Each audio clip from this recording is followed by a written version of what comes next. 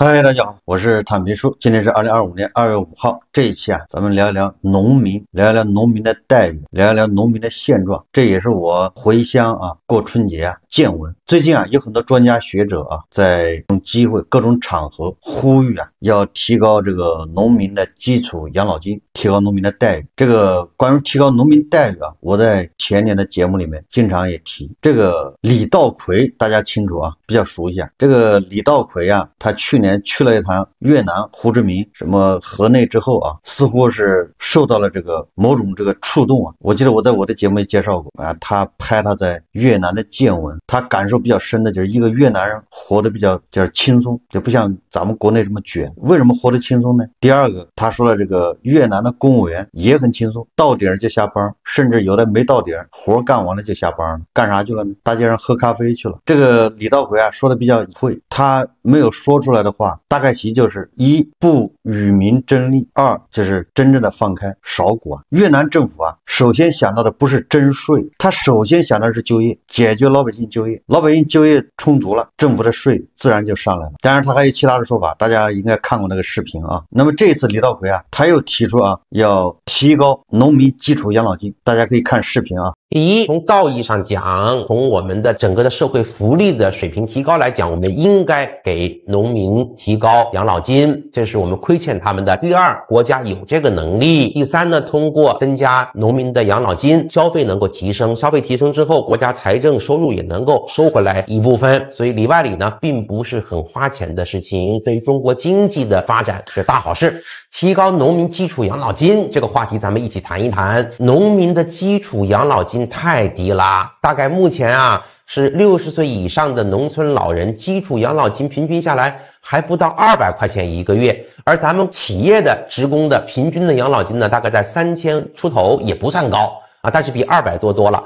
机关事业单位的职工的养老金呢，平均在6000多元，你看这个差距还是很大的吧。农民他有享受养老金的权利，那有人就质疑农民朋友们，你没有交纳过养老保险，那你为什么享有养老金呢？其实农民是我们国家最早交社保的，只不过他不起这个名字。你说我们工业化过程中，我们的农民做了很多的牺牲包括早年要交公粮，包括还交这个农业税农业税大概在10几年前才取消的。90年代以后呢，大量的农民进城务工，也没有享受到平等的福利包括他通过征收农村的土地的赚取的差价等等等等，其他的很多方式。事实上，农民朋友们给国家的建设早就交了很多的税收，也包括相当于我们说的养老金的这部分的贡献，所以农民对城市居民的贡献从来没有断绝过。从另一方面讲呢，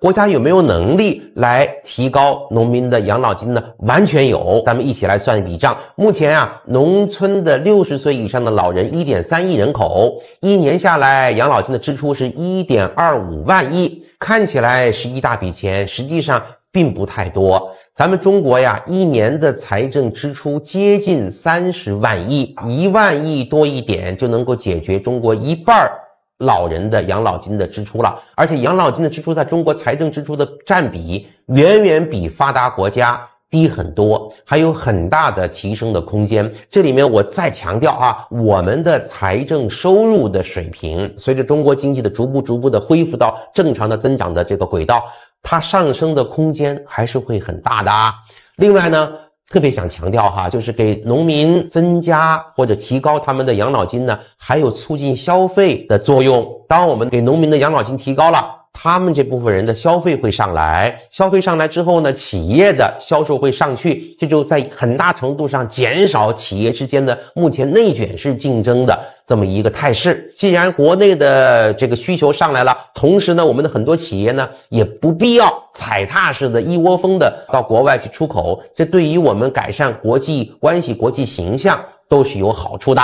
所以不管怎么讲，我们总结说来，第一，从道义上讲，从我们的整个的社会福利的水平提高来讲，我们应该给农民提高养老金，这是我们亏欠他们的。第二，国家有这个能力。第三呢，通过增加农民的养老金，消费能够提升，消费提升之后，国家财政收入也能够收回来一部分，所以里外里呢，并不是很花钱的事情，对于中国经济的发展是大好事，所以我期待我们这些呼吁啊，能够尽快的变成现实。我觉得李稻葵啊，不管他以前说过什么，就在提高农民养老金这个事情上面，我觉得他是值得称赞的啊。他这个恐怕从越南受了这个启发之后啊，很多观念有了变化。确实有一段时间啊，我们总认为啊，农民他没有交养老保险，他凭什么啊现在享受养老保险，享受这个退休金？实际上这个认识是错误。按照李稻葵的说法，农民实际上已经交了这个养老金，对吧？什么农业税，什么工业农业，这个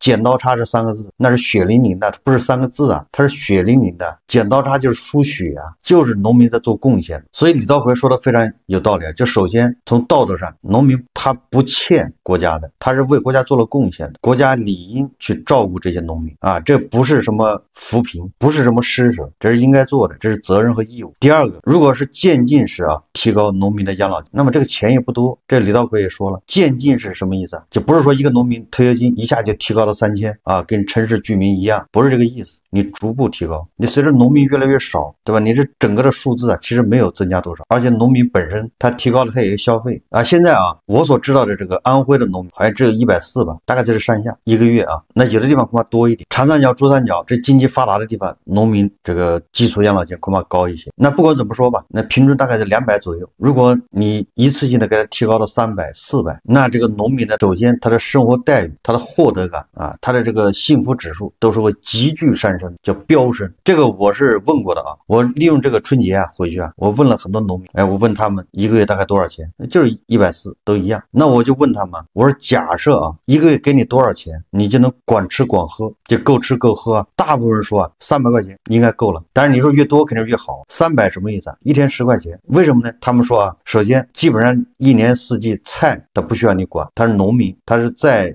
老啊，再体力下降，他种点菜还是可以的，管自己吃啊。然后一天10块钱干什么？就是买一些米啊、油啊这些东西，就是自己不能生产。然后农民多少他养一些鸡、鸭、鹅什么的。所以说啊，远的不说，首先要提高到300，而且不要什么一年增长20%这么增长，太慢了，对吧？2025年、2026年开始直接就提到300，后面每年再增加20%或者30%这么递增，对吧？让农民啊这个养老金涨得快一点。让胡一静老师这样的养老金就不要涨了，也不给他降，但也别涨了，对吧？你给他一个月涨400块，他有2万到20400，对他来说没有什么。如果说啊全国的农民啊300以下的全部涨到300以上的还是按原来的发，那这个实际上没有多少钱，财政完全可以负担。你化债里面拿出一点零头出来，这个问题就解决。这咱不能一方面啊指望着农民去接盘，什么玩意都下乡，对吧？家电下乡，新能源汽车下乡，房子卖不掉，指望着农民去买。一方面你又不提高农民的这些收入，实际上农村老人啊，就是退休的这些人，或者叫60岁以上的老人，实际上也就这一代啊问题比较严重。哪一代呢？大概其就是70年代以前的人。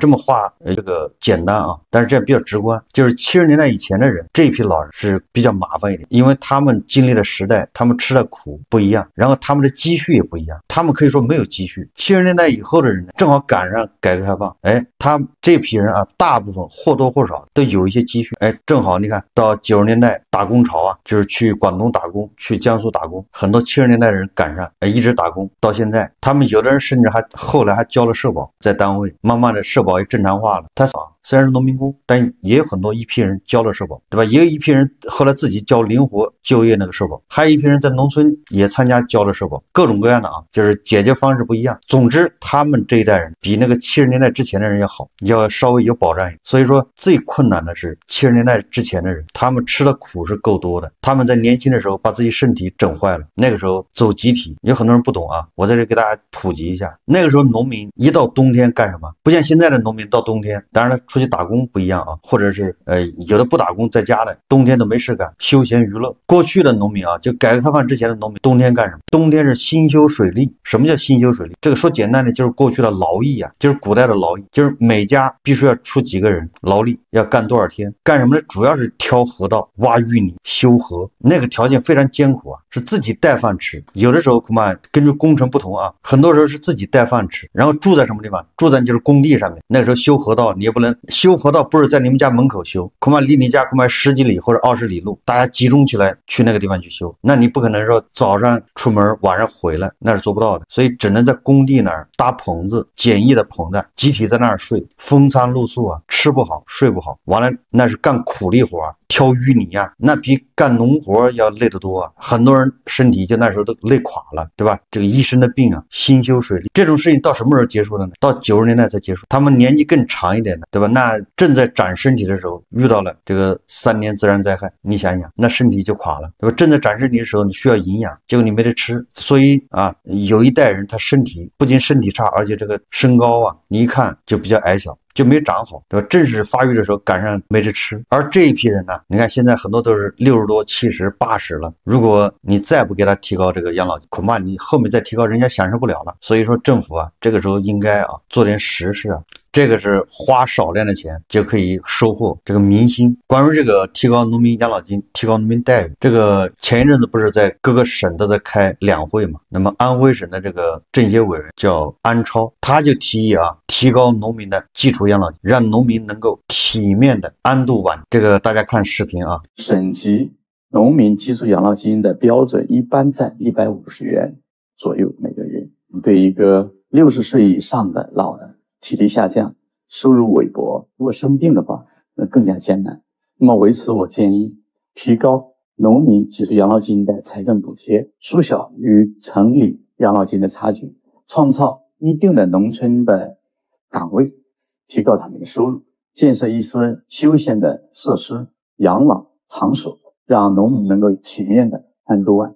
这个政协委员说的，不光要提高养老金，他还想办法解决农民养老，就比如养老院，让农民啊安度晚。我觉得这个委员说的更加全面一点，就是说现在农村啊已经空心化，当然呢你要给他发钱，1个月300或者400，现在已经到了什么程度啊？有的地方你就是发300没有用，就是你光给他发300已经没有用了，因为很多农村是空心化，各个农村都是孤寡，就是只有一个老头老太太在家，没有办法安度晚。这个春节啊，我也遇到一个亲身的例子，就是我的一个亲戚啊。他现在就是这个情况。我这个亲戚不算远也不算近，他应该是年轻的时候啊也很厉害，也是叱咤风云的人物，现在应该是80多一点。他应该是3个女儿1个儿子，那3个女儿都出嫁了，出嫁之后也都是啊全国各地到处在打工啊，不是飘在上海就是飘在什么成都。唯一的一个儿子呢在武汉，你看都在外面打工，都是迫如生计啊，没有办法。而他们的现状是什么现状呢？就是在外面打工也还可以，但是也只能管自己和孩子，就不是那么说特别有钱特别富裕，就是普通的打工人，你干一天有一天的钱，不干就没钱。那现在呢，这个老太太呢，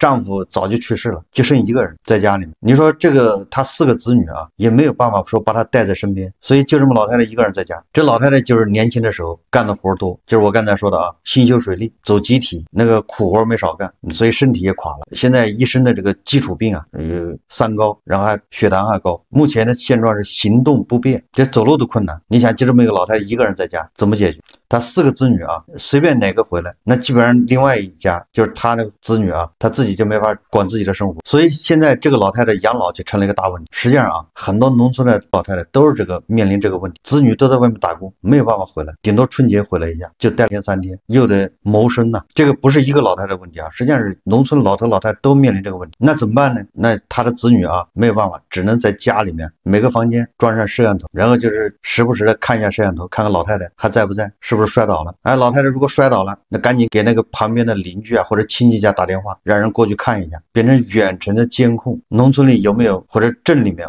或者县里面有没有养老院，这养老院的水平怎么样，这都是个问题啊。当然了，随着这个农村的这种独居的老头老太太越来越多，这农村里也兴起一个产业，也不能叫产业啊，就那种保姆。这种保姆这种词啊，以前只有在城里有，现在农村也有了。这个保姆干什么呢？保姆就负责给这些老太太做2顿饭。那至于具体怎么做，他可以商量啊。有的他只做1顿饭，比如中午做，然后呢中午吃，剩下的他肯定多做一点，晚上这老太太自己拿微波炉或者什么简单热一下，晚餐就搞定了。有的是做2顿只做饭，然后顺便把屋子收拾一下。据说这样的保姆1个月好像1000块吧，具体多少钱我也不太清楚。你看这种服务就应运而生，他不是居家，他只是中午来一下，所以他的服务范围有限，就那么附近骑个电瓶车。有的地方偏僻的那些独居的老头老太太都没人管，对吧？你让人去服务，人家嫌远，这个不是一个老头老太太的问题啊，这个农村的啊老头老太太都有这个问题。最好的办法呢，只能是城镇化，而不是三农专家说的逆城镇化。城镇化就是把这些村子全部合并，搞到这个附近的镇上去，或者是在省级公路边上再造个镇，交通方便，有基本的医疗设施、养老、学校，把那些零星的散落在这个各个地方犄角旮旯那些小村庄全部集中到一起，这便于提供服务啊。我们在农业社会啊，为什么这个村庄都是在土地中间？因为你每天对吧，能够出行的距离就那么多，你能走多远？所以你要生产要劳动，你的土地啊必须跟你的房子很近，对吧？最好你一出门就是你们家地，那是效率最高。所以说你看那些村庄对吧，这30户在这个地方，那20户在那地方，都是碎片化的。你现在这个社会已经变了，完全没必要这样，所以就应该把这小村庄全部搬到镇上集中居住啊，这样反而有利于什么机械化的种植啊，对吧？也便于解决这个小孩上学、老人养老。如果这个问题不解决啊，你表面上看对这些老人非常不便，实际上对中年人压力是最大。因为中年人他得解决这问题啊，怎么解决？有的时候光花钱都没用，你非得本人回去，对吧？一旦回去一个人，这一个家庭一下又受到阻碍，本来就不富裕，这话可能变成叫什么？就返贫了。就我这个都说啊，这些老人还没有生病，但还是只是正常，只是行动不便，需要人照顾。如果他还有病，对吧？这还得住院，那就麻烦了，那基本上马上就返贫。还有一种办法就是宅基地流转，对吧？你比如说我刚才说那个老太太，如果她宅基地能卖，她那房子就可以卖，把这宅基地的房子卖掉，卖几万、10万、5万都行，这个价格可以商量，谁愿意买，市场化。卖掉之后，她可以到县城去买房，到镇上买房，买个小房子住在镇上，这样照顾起来也方便。总之啊，农村的这些问题啊，现在亟待解决。如果不解决，也阻碍了这个叫消费，让这些农民的他们的子女啊没有办法安心在外面赚钱工作，他们的压力更大，压力越大，他越不花钱，越要攒钱，这都是现实压力，对吧？大家都不花钱，你这消费怎么可能起得来？你怎么刺激都没用。因为每一个老人啊，实际上就是一个榜样。当大家看到农村的老人是这样的时候，他就担心自己以后老了也这样，如果没有钱，那就完蛋了，对吧？没人管，所以他只能拼命的攒钱，所以这就是个坏的示范效应。如果政府这个时候有办法啊，把这个问题妥善解决了，那